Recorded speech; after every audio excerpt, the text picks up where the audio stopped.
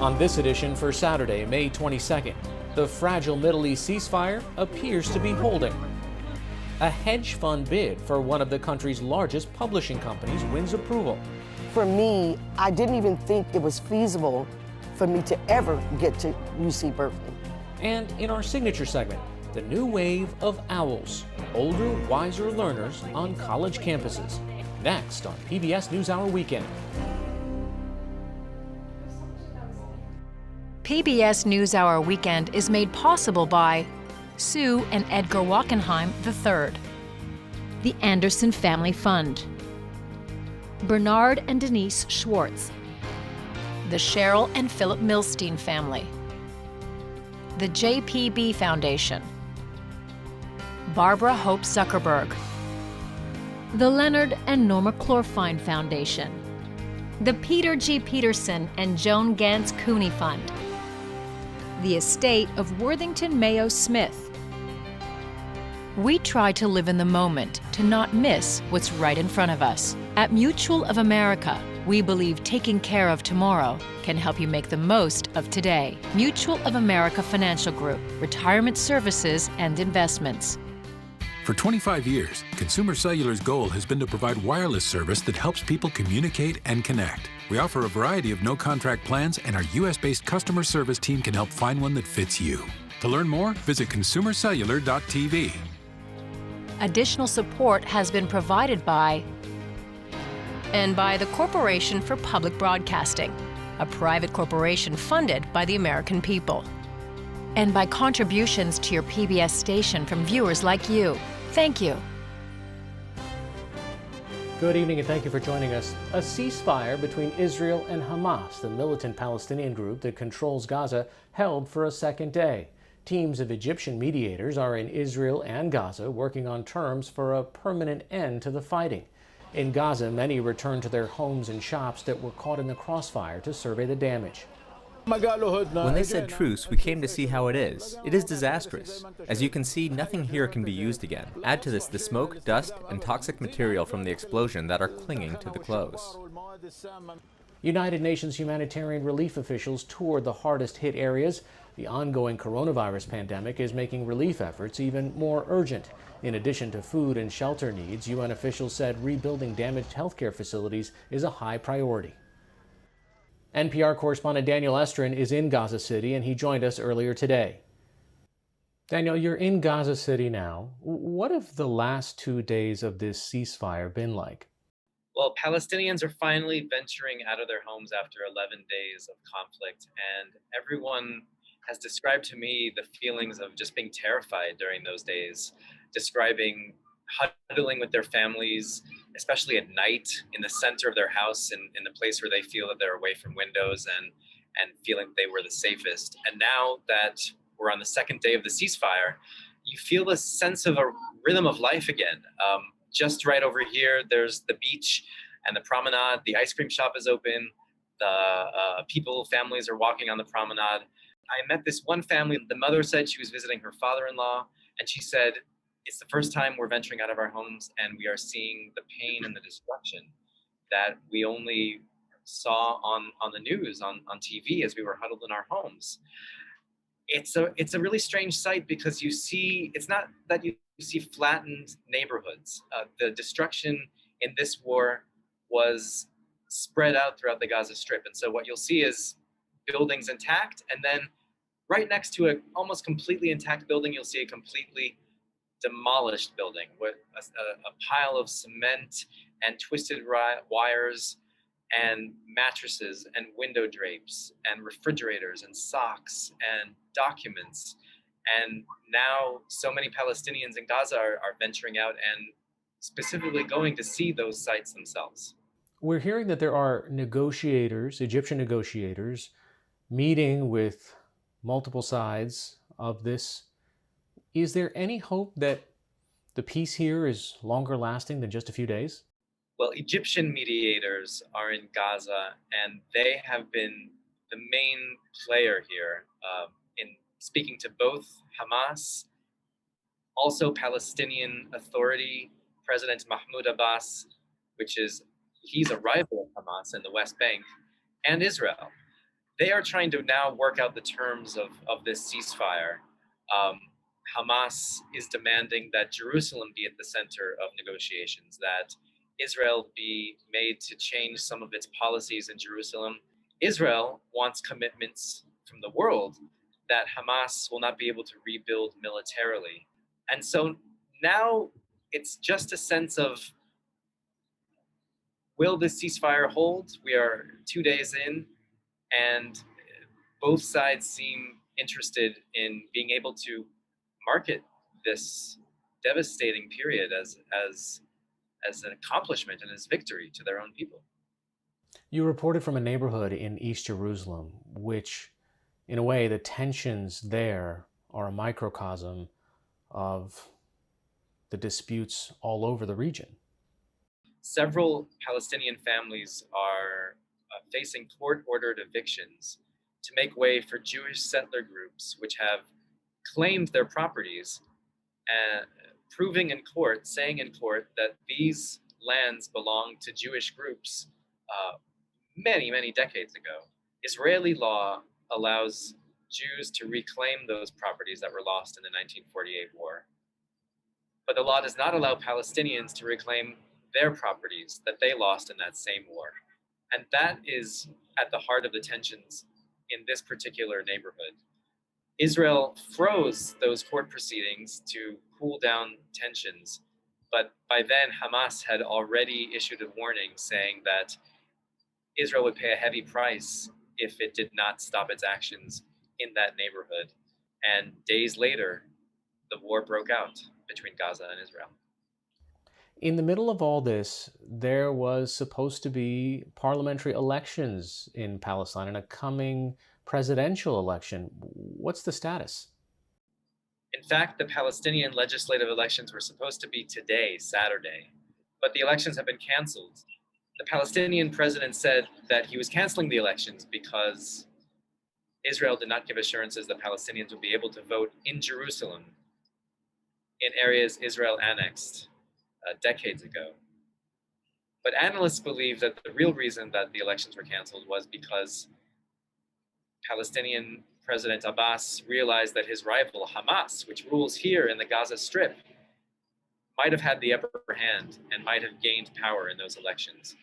And after they were canceled, very quickly we saw that Hamas captured the street and captured the hearts and minds of Palestinians, not only in Gaza, but elsewhere in the West Bank, when they started lobbing rockets at Israel and saying that they were defending Jerusalem.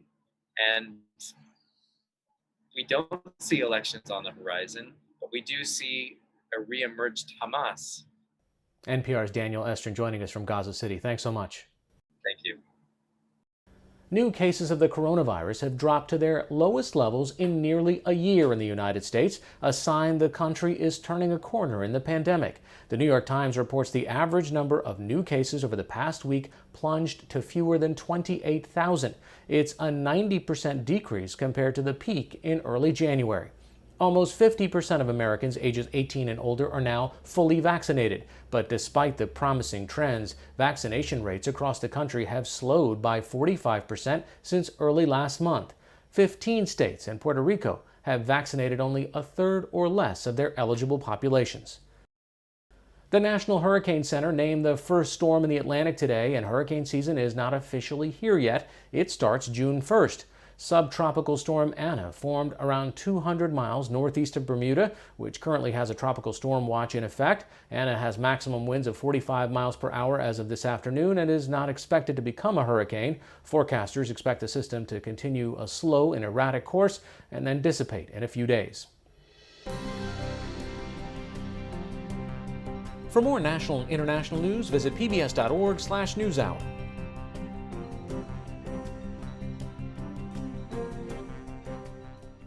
Yesterday, shareholders at the Tribune Publishing Company approved a $630 million deal from New York hedge fund Alden Global Capital to acquire the newspaper chain.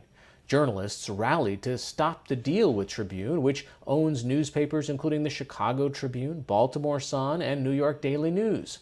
Alden already owns the digital-first media chain, which includes the San Jose Mercury News, Denver Post, and Boston Herald. The deal is expected to close as early as next week. For more on the reactions to the deal and potential ramifications, I spoke with NPR's David Folkenflik. So David, why does a hedge fund buying a newspaper chain cause such waves in the publishing world, the newspaper world? This particular fund has an established record. It owns papers in the media news digital first chain. And it has a record of eviscerating a lot of those newsrooms. In Denver, they cut the Denver Post by a third, then promised if they all moved the newsroom to the printing press property outside of town, that they wouldn't have to go through another wave of cuts. They did that. They took away their newsroom and then they cut them by another third. The San Jose Mercury News was once one of the great regional newspapers of our age. After all, they're right in the backyard of Silicon Valley, a vibrant area in the part of the Bay Area. They used to have more than 200 journalists in that newsroom. They now have a couple dozen. You eliminate the ability of reporters to cover City Hall, to cover great corporate actors, to cover sophisticated figures whose decisions have great implications for the lives of your audience and people in your region. If you no longer have enough journalists and give those journalists enough time to do the reporting, to figure out and then explain what's going on in the communities around them. So there was resistance for this deal to take place. Some voices from inside the very newsrooms that would be affected were trying to drum up support for local buyers to say, please come in as kind of the white knight, if you will, to save us. Yeah, I think there's an extraordinary level of newsroom activism. In this case, spearheaded by a former colleague of mine at the Baltimore Sun, a woman named Liz Bowie, an education reporter there. She created something called Project Mayhem with like-minded journalists, also union figures within the newsrooms at a lot of the Tribune publishing newspapers to try to say, you need to save us. If you believe in journalism, step forward and help us figure out a path forward. So you saw not-for-profits, you saw significant investors. There were investors in South Florida, other figures in Allentown, Pennsylvania, in Hartford, Connecticut, and in other markets who stepped forward to say, yes, we will participate in this. It fell short for a very specific reason. They weren't able to find anyone in Chicago itself, the home of the Tribune Company. The Chicago Tribune, no one stepped forward and said, I'm willing to chip in $100 million for the overall bid in order to secure this paper, the largest in the chain, the dominant newspaper in the nation's third largest city. It's worth it to me. And despite all the wealth that's locked up from corporate figures in Chicago, despite the huge foundations that are based there, despite journalism foundations in the country at large, no one came forward and said, we'll plug the gap and make this happen. And we should emphasize that this is happening not in a vacuum. This is at a time when local journalism, specifically newspapers, they've been battered now for decades. After all these cuts, even before Alden took a 32% share in Tribune Publishing, Tribune had been cutting back and often mismanaging these properties for some years. They've been cut back rather severely. They are profitable. I obtained audio of the chief content officer of the company, who also happens to be the editor-in-chief of the Chicago Tribune, telling his staff, hey, look, we make profit margins in this company of about 10 to 13% per newspaper. Now, that's significant profit margin. What he warned them was that Alden would want to basically double it to something north of 20% per newspaper. That's a significant chunk. The only way you get that, you can do consolidation, but the only way you ultimately get that is reducing headcount, which means reducing the number of people around to do the journalism, and also often reducing the seniority of the people you do hire to make sure that they come in at a much lower pay grade. So, what you have, in essence, is an already very tough climate for local newspapering that is nonetheless settled in a seemingly profitable moment, if not an enviable one. And they're saying, that's great, now we've got to do more. And for all we know, Alden has the legal authority to load up the company with a couple $100 million of debt as well. And that could occasion more cuts just to pay off those loans. NPR's David Folkenflik. Thanks so much. You bet.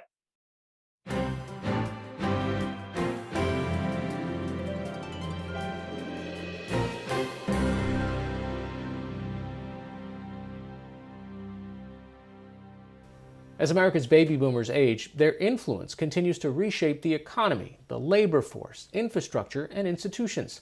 Some have called the demographic shift a silver tsunami. And that shift is apparent in higher education as a new wave of older students return to college campuses in pursuit of new opportunities. Special correspondent Mike Saray has our report. This segment is part of our ongoing series Chasing the Dream: Poverty, Justice, and Economic Opportunity in America. Call it the half-century college plan. It's taken Jules Means all of her adult life to finally have the time and resources to earn her degree at the University of California, Berkeley at age 67.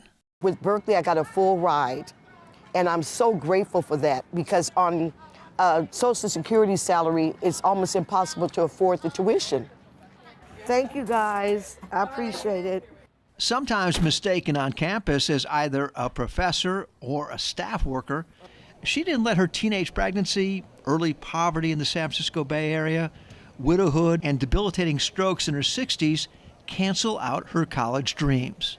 Being a black girl trying to survive in a world where there was a lot of racial tension, for me, I didn't even think it was feasible for me to ever get to UC Berkeley.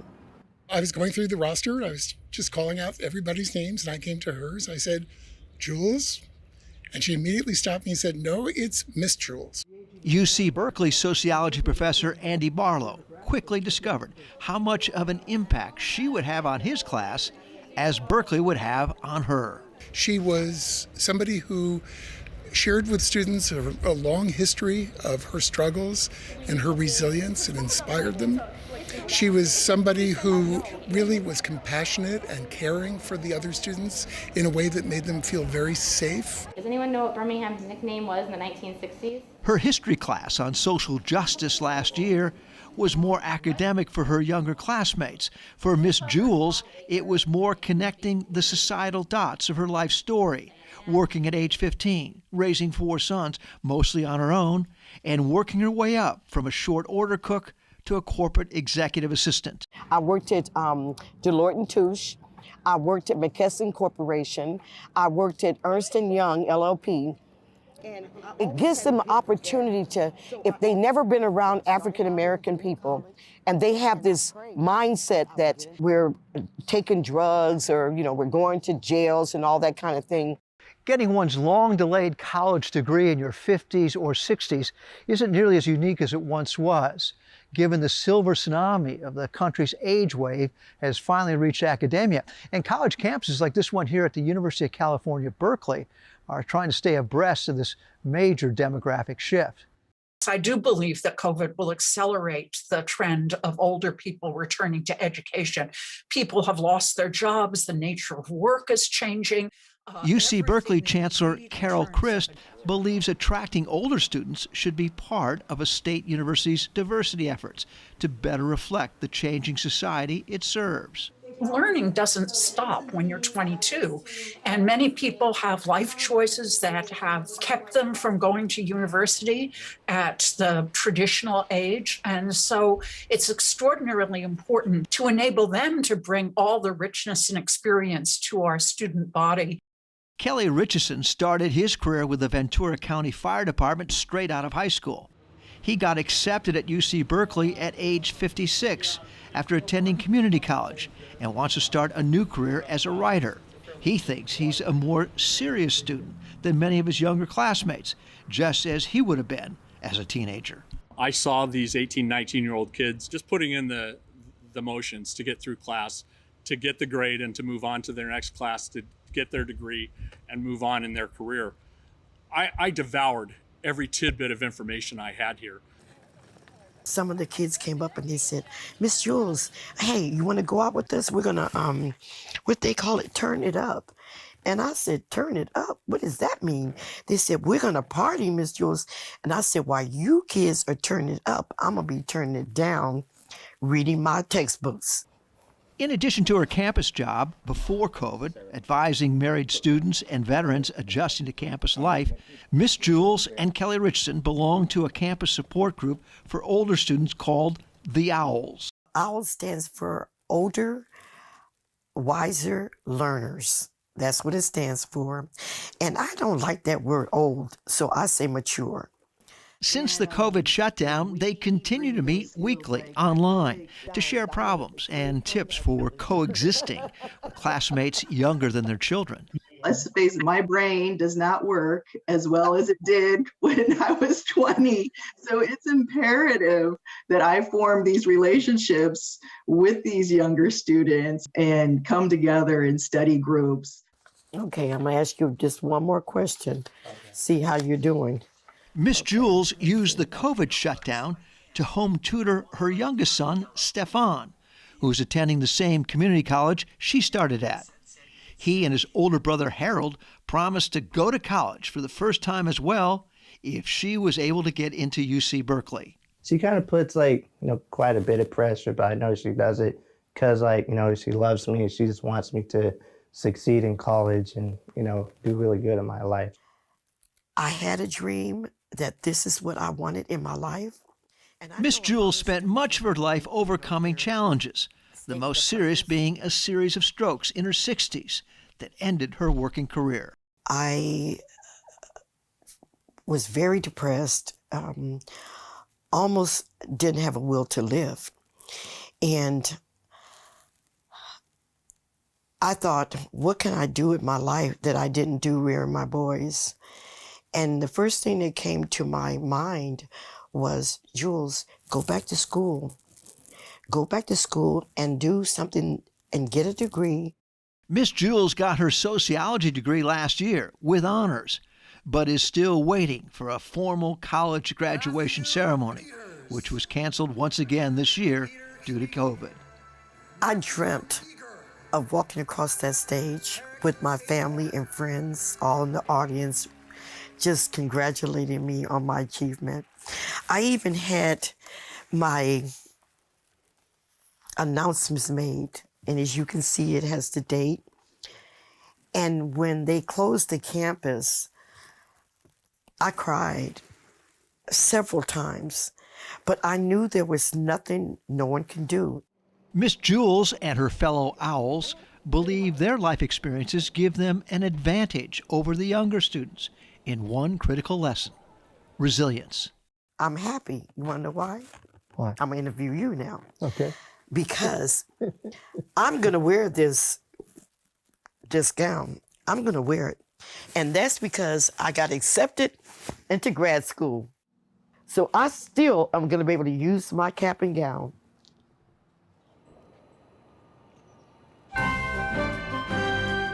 This is PBS NewsHour Weekend, Saturday.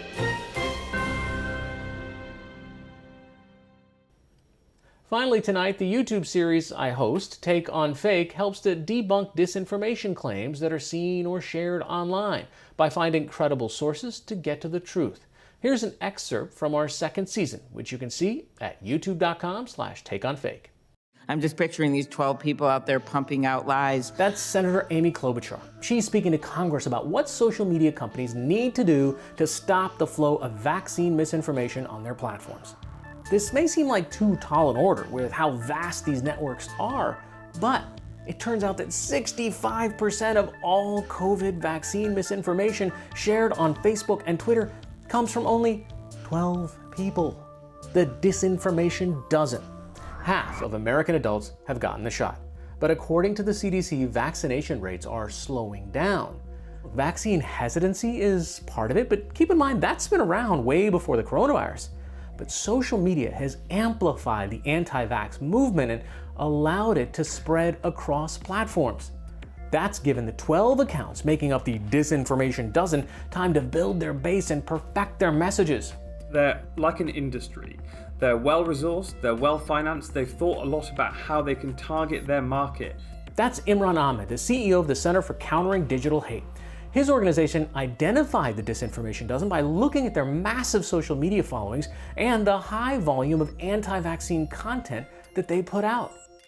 And what they're looking to do is target people with any uncertainty, whether they feel uncertainty about coronavirus and how deadly it is, whether they're unsure about vaccines and how they work, and they try to instill in them a belief that you can't trust the medical establishment. What you can trust is them, and then they've got a false cure to sell you on the side.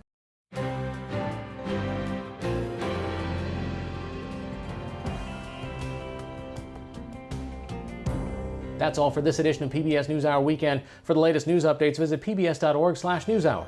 I'm Hari Srinivasan. Thanks for watching. Stay healthy and have a good night.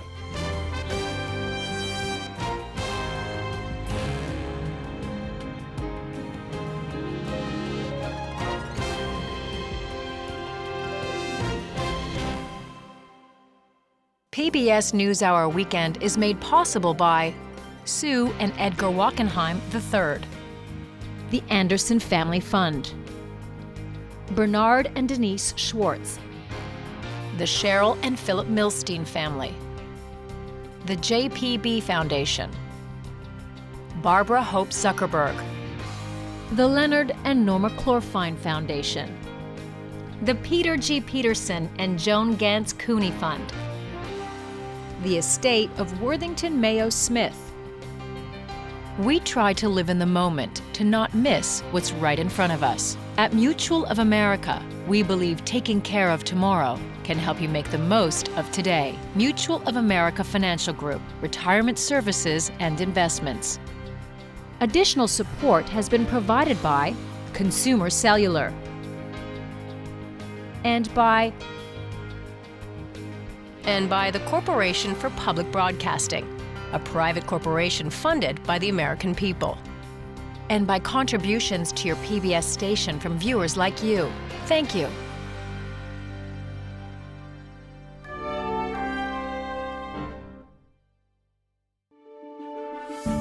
You're watching PBS.